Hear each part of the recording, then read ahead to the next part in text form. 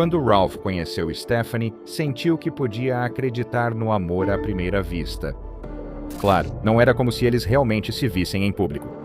Não, ele só a via postando com frequência em um grande servidor do Discord onde era moderador. Mas um dia, ele criou coragem e enviou um pedido de amizade para ela. Quando ela aceitou tão rápido, o coração dele disparou. Ele não conseguia acreditar que alguém como ela, tão engraçada, tão charmosa, tão bonita, iria querer gastar seu tempo conversando com um perdedor como ele. Mas apesar dos problemas de autoconfiança de Ralph, ele ficou surpreso com a rapidez com que os dois se deram bem. "Ei, você é muito fofo", dizia a primeira mensagem dela, seguida pouco depois por um emoji corado. Jogavam juntos jogos cooperativos como League of Legends e Fortnite no Steam. Sempre que Ralph estava se sentindo para baixo, Stephanie quase parecia perceber e mandava para ele um meme que combinava perfeitamente com o senso de humor dele. Ralph sempre teve dificuldade em se conectar com as pessoas, e só a ideia de conversar com a maioria das mulheres já bastava para lhe causar um ataque de pânico. Com Stephanie, porém, não. Stephanie sempre foi alguém com quem era fácil conversar. Se tivesse um dia difícil no trabalho, sabia que sempre podia ficar ansioso para conversar com Stephanie de novo quando voltasse para casa. Ele sempre soube que ela estaria lá, com uma palavra de incentivo ou um elogio que animava seu dia. Ele mostrou para ela seus animes, jogos gacha favoritos e gostava de enviar fanarts de suas personagens femininas preferidas. "Aposto que você ficaria incrível vestida como ela", ele escreveu, coração acelerado. Ele mal conseguia respirar ao ver o ícone de Stephanie estar digitando no final das DMs deles, mas quase não se conteve quando viu a resposta dela.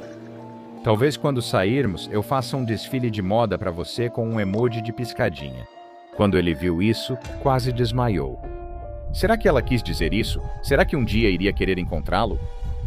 Ele também mostrou a ela alguns de seus canais favoritos do YouTube. O principal deles era, claro, o canal Dr. Bob que você está assistindo agora, porque ele adora análises animadas fascinantes de SCPs e outros fenômenos anômalos assustadores. E você também deveria se inscrever, é claro, para nunca perder nenhum desses vídeos. Um dia, sua vida pode até depender disso. Para Ralph, sua vida dependia de não estragar as coisas com Stephanie. Ela queria conversar por voz em breve e para ele era quase impossível controlar a gagueira nervosa enquanto ela ria e brincava. Ela tinha uma voz como a de algumas das personagens favoritas dele de K-On! E Lucky Star. Ele ainda ficava perplexo com o fato de uma garota tão fofa como ela enxergar algo em um cara como ele. E então, como um furacão imparável, vieram as videochamadas. Era tão surreal vê-la se movendo, tão elegante e fluida, quanto as animações das personagens femininas dos videogames favoritos dele. Eles precisaram insistir muito para ele ligar a câmera também, com medo de que ela fugisse e chamasse os moradores com forcados e tochas, como se ele fosse o monstro de Frankenstein. Mas não, ela era exatamente como nas conversas por texto. Tão engraçada, tão encantadora, tão solidária, só risadinhas e sorrisos felizes, um anjo em carne e osso. Como ela já havia mencionado antes, ao falar sobre cosplay, ele criou coragem e perguntou se um encontro real poderia acontecer em breve. Esse foi outro momento em que ele meio que esperava que ela simplesmente o bloqueasse imediatamente e o tirasse da vida dela. Mas não, ela parecia tão interessada quanto antes. Ela indicou onde ele podia encontrá-la. Casa bonita em cidade pequena na Dakota do Norte. Se ele estivesse livre no fim de semana, talvez pudesse ir lá e assistir alguns animes juntos. E como, pensou Ralph, ele poderia dizer não a isso? Ele tinha 39 anos e nunca tinha tido uma namorada antes. Agora a garota dos sonhos dele estava flertando assim. Claro, ela morava a mais de 6 horas de distância, mas esse era o tipo de oportunidade que talvez só apareça 1 ou 2 vezes na vida. E por Deus ele ia aproveitar. Naquele fim de semana, ele juntou coragem, entrou no carro e foi até as terras geladas de Dakota do Norte para encontrar Stephanie, que para ele parecia um encontro com o destino. Ele chegou a casa a 16 quilômetros da cidade e estacionou. O coração dele batia tão forte que parecia quebrar o externo enquanto batia na porta de Stephanie, que atendeu em instantes. "Oi, Stephanie", ele disse timidamente. "Sou eu, Ralph." Stephanie ficou na porta com um sorriso. "Eu sei, bobo", ela disse rindo. "E temos o lugar só para nós. Por que você não entra?" "Como eu poderia recusar?" Ralph pensou, e a seguiu para dentro. Ao entrarem na casa, ele perguntou se ela tinha visto algum anime ou lido o mangá que recomendou. Ela disse que haveria tempo para isso, mas antes ele deveria relaxar na sala, já que tinha dirigido muito e devia estar cansado. Não querendo causar problemas nem dar uma má primeira impressão, Ralph sentou-se em uma poltrona na sala de estar. Stephanie disse que iria buscar alguns sanduíches que tinha preparado na cozinha. Ótimo. Afinal, o estômago vazio só piorava os nervos. No fundo, Ralph sabia que não deveria estar aqui, que tudo estava errado. Ela era bem mais jovem que ele, mas o coração quer o que quer. Afinal, até os pais dele tinham grande diferença de idade, então quem é ele para impedir o que querem? Certo? De repente, ele se deu conta de que Stephanie tinha ido para a cozinha. Estranho. Ele decidiu ver como ela estava, mas percebeu que estava tendo uma dificuldade surpreendente para se soltar. Era quase como se o estofado estivesse grudando, colando no tecido de suas roupas, até mesmo em sua pele nua. Ao conseguir se soltar e levantar, percebeu que o processo foi mais doloroso do que esperava. Ao se levantar, percebeu que não estava com os pés em solo firme. O piso de madeira cedia como massa sob seus pés. Quando deu um passo à frente, um de seus pés afundou como se estivesse em areia movediça. Isso fez com que ele soltasse um grito involuntário. "Stephanie!" ele gritou. O que está acontecendo? Não se preocupe. Ralphie. Ele ouviu Stephanie chamar da cozinha, embora fosse estranho, como se a voz dela ecoasse ao redor dele de todos os ângulos. "Só estou pegando algo para comer. Não vou demorar." As pernas de Ralph começaram a afundar ainda mais no chão quando ele percebeu algo ainda mais assustador. As paredes ao redor e o teto acima dele começaram a se flexionar como uma musculatura viva e orgânica enquanto se fechavam ao seu redor, momento a momento. Tudo o que Ralph podia fazer era gritar e implorar por misericórdia enquanto o cômodo lentamente se fechava ao seu redor e começava a se curvar, apertando cada vez mais até que ele sentiu seus ossos quebrarem. Eu não ia fazer nada, eu juro! Gritou com o ar que ainda restava.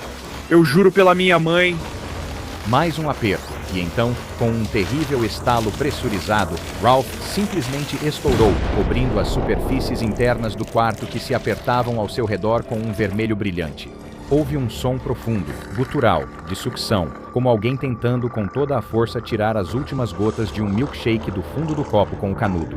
A massa, que antes fora Ralph, foi absorvida pelas membranas permeáveis do quarto distorcido ao seu redor. Então, quase como um suspiro, ele lentamente, mas com certeza, voltou ao seu estado original. Você nunca saberia que ele esteve lá dentro. Mais tarde naquele dia, um homem chamado Joshua, moderador de um servidor de fãs de Miss Kobayashi's Dragon Maid, recebeu um pedido de amizade repentino de uma garota de aparência jovem chamada Kaylee. "Oi, você é muito fofo", disse a primeira mensagem dela, seguida de um emoji de rosto corado logo depois. Como costuma-se dizer, se algo parece bom demais para ser verdade, provavelmente é. E esse é o caso do que a Fundação SCP chama de SCP-789, o predador da internet. E assim como o duplo sentido astuto que serve como seu nome, essa anomalia é muito mais do que aparenta. Em sua forma mais pura, o SCP-789 é uma casa modesta de 3 quartos localizada no interior da Dakota do Norte. Ela é capaz de manifestar uma variedade de objetos não humanoides em suas dependências, como móveis e luminárias, mas também objetos mais complexos, como computadores de mesa funcionais e webcams. Mas o SCP-789 também é capaz de manifestar objetos com aparência humanoide, e são esses que ele utiliza principalmente para caçar sua presa ideal. Isso, claro, não é uma pessoa real. Pense como uma versão avançada do isca bioluminescente na frente de um peixe pescador faminto. Esse apêndice humanoide parece procurar adultos que também têm tendências predatórias, buscando por eles em fóruns, salas de bate-papo online, redes sociais e, com mais frequência, no Discord. Como um pescador experiente, ele vai balançar a isca até que alguém suficientemente sinistro caia completamente na armadilha. Neste ponto, a delicada dança entre caçador e presa continua, enquanto o SCP-789 tenta atrair sua vítima para um encontro presencial, usando chats de texto, mensagens de voz e sessões de webcam para criar uma falsa sensação de segurança. Durante esse período, a ironia é que o ser humano provavelmente pensa que está no controle. Mas essa cobra escondida na grama mal sabe que, nesse caso, é a própria grama que tem dentes. Se o SCP-789 for bem sucedido na caça, o humano com quem conversava decidirá viajar para a Dakota do Norte. Quando a vítima chegar, ela encontrará a entidade de aparência humanoide com quem vinha conversando online sozinha em casa e pronta para recebê-la, completamente alheia ao fato de que está indo direto para a barriga da fera, literalmente. O humanoide os atrairá para dentro e os deixará à vontade, enquanto a casa cria móveis nos cômodos onde a vítima é levada. E quando a vítima estiver totalmente confortável, com sua atenção completamente voltada para a isca humanoide, os componentes aparentemente inanimados da casa começarão a atacá-la de forma violenta. O ataque segue até que a vítima seja reduzida a uma pasta grossa de proteína quando a casa SCP-789 a absorve para se nutrir, sem deixar vestígios da vítima que antes estava ali.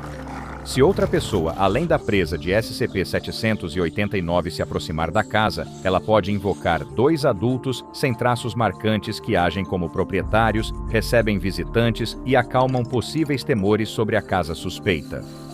Curiosamente, o SCP-789 parece categoricamente desinteressado em consumir qualquer humano que não se aproxime dele com intenções sinistras. Parece que esse ser não é só inteligente, mas também tem um código de ética à la Dexter, ou, ao menos, entende algo sobre o valor nutricional de predadores que desconhecemos. E, pessoalmente, eu até ficaria feliz em ouvir o argumento de que as vítimas do SCP-789 estão apenas recebendo o que merecem, mas a Fundação SCP ainda não pode deixar uma anomalia à solta devorando vítimas humanas, mesmo que essas vítimas sejam pessoas indiscutivelmente horríveis. Graças à senciência da casa e à sua considerável astúcia em manipular e capturar vítimas humanas, ela recebeu a classe de contenção Euclide e possui procedimentos de contenção rigorosos apropriados para isso. Os guardas posicionados no complexo do SCP-789 precisam garantir que qualquer conexão Wi-Fi ou de linha fixa entrando ou saindo do prédio permaneça cortada, e se o prédio decidir remanifestá-las, elas serão cortadas novamente. Isso não fará com que a anomalia retalie contra qualquer membro da equipe que execute esse procedimento, a menos que, bem, eles estejam escondendo algo extremamente vergonhoso das verificações obrigatórias de antecedentes da Fundação. Camadas adicionais de triagem psicológica são aplicadas a todo o pessoal designado ao SCP-789. Como precaução extra, dado que a anomalia é inerentemente propenso a agir de maneiras misteriosas, tecnologia de atenuação de sinal Wi-Fi é empregada nas proximidades do SCP-789. Guardas humanos são posicionados em intervalos regulares ao redor do perímetro de 3 milhas do prédio para interceptar e capturar qualquer presa humana. Esses indivíduos recebem amnésticos classe B e são liberados, mas recomendações são frequentemente enviadas às delegacias locais para monitorá-los por precaução. Uma das melhores formas de evitar que o SCP-789 desenvolva novas maneiras inteligentes de caçar é mantê-lo saciado com um suprimento constante de refeições pré-aprovadas, esperando que fique gordo e preguiçoso, não faminto e engenhoso. Um membro do pessoal da classe D com histórico criminal adequado é enviado ao SCP-789 como refeição fácil. Como uma curiosidade interessante para outros entusiastas de anomalias por aí, o SCP-789, na verdade, compartilha esse grupo de vítimas com várias outras anomalias. SCP-204, SCP-2672 e SCP-3530. Todas elas parecem estar focadas em proteger as vítimas e causar dano àqueles que fariam mal a alguns dos mais vulneráveis. Sabe, às vezes, mesmo quando uma anomalia é violenta e assustadora como essa, simplesmente não dá para odiá-la.